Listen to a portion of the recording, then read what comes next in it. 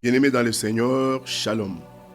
Nous voici à notre rendez-vous hebdomadaire de chaque matin, où nous venons pour publier le décret du jour, le décret de l'Éternel sur nos vies. Nous parlons autour de ce thème, Dieu ne restera pas injuste. Nous tirons cela du livre de Juges 15, le 18e verset. La Bible dit ceci: pressé par la soif, il invoqua l'Éternel et dit: c'est toi qui as permis par la main de ton serviteur cette grande délivrance, et maintenant mourrai-je de soif? Il s'agit là de l'histoire de Samson qui, après avoir remporté une grande bataille, mais lui-même il a éprouvé un besoin, une soif ou soit encore un problème. Dieu veut que nous puissions savoir une chose, et quand la soif s'est fait pressante dans la vie de Samson, Samson a été accablé par cette difficulté lourde au point qu'il a crié, il a cherché une délivrance. Je vais dire à une personne ce matin que le décret de Dieu est en train de dire que Dieu ne manque jamais de nous récompenser pour le fruit que nous lui présentons, et en particulier s'il s'agit des fruits de notre amour et de notre fidélité. Comme la Bible le dit dans le livre d'Hébreux 6.10, que Dieu ne restera pas injuste pour le travail que nous avons accompli et l'amour que nous avons manifesté pour son œuvre. Les anciennes versions disent cela autrement pour dire: Dieu ne restera pas injuste envers nous pour le travail de l'amour que nous avons fait.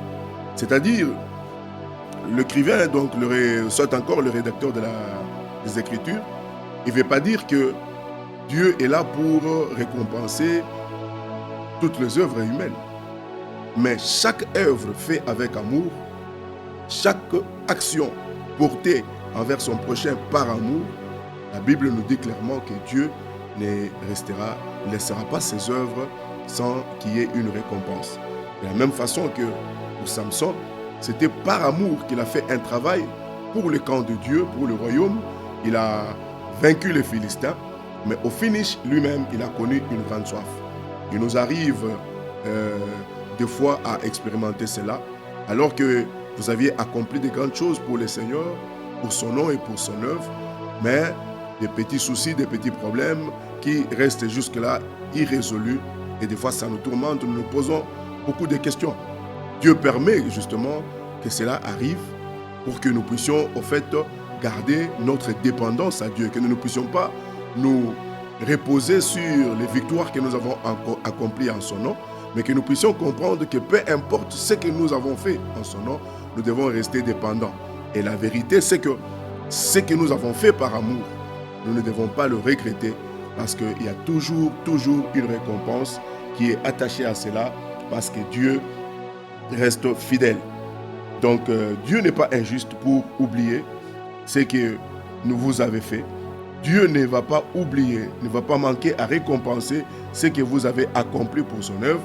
Et la Bible dit dans le livre d'Hébreux 10, le 32e verset: souvenez-vous de ces premiers jours où, après avoir été éclairés, vous avez soutenu un grand combat au milieu des souffrances. D'une part, exposé comme un spectacle aux opprobres, aux tribulations, et de l'autre, vous associant à ceux dont la position était la même. Le Seigneur nous demande de garder la même position, peu importe les obstacles, les tempêtes, parce qu'il va récompenser le travail de l'amour que nous avons manifesté en son honneur. Ainsi, voici donc pour vous les décrets de l'Éternel ce matin, c'est que le Seigneur va vous récompenser. Le Seigneur n'a pas oublié le bienfait. Le Seigneur va s'élever et vous aurez la récompense. Vous allez témoigner de sa fidélité. Merci pour ce partage, et nous vous demandons de partager cela à d'autres personnes, à des gens qui sont en famille autour de vous, parce qu'ils ont besoin d'entendre le décret du Seigneur concernant leur vie. Entre-temps, retrouvons-nous demain aux mêmes heures matinales pour un autre décret du jour. Soyez bénis.